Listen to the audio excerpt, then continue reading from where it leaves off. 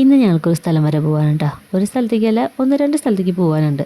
അപ്പോൾ അതിന് വേണ്ടി ഒരുങ്ങി കെട്ടിയുള്ള ഈ പ്രഹസനാണ് ഈ കാണുന്നത്. അപ്പോൾ ഞങ്ങൾ ഇറങ്ങാൻ നിൽക്കുന്ന സമയത്ത് നല്ലൊരു മഴ പെയ്ത് അതൊന്ന് കുറഞ്ഞപ്പോൾ ഞങ്ങൾ വണ്ടിയിൽ പോകാൻ തുടങ്ങിയിട്ടാ. അപ്പോഴും ചെറുതായിട്ടൊരു ചാറലൊക്കെ ഉണ്ട്.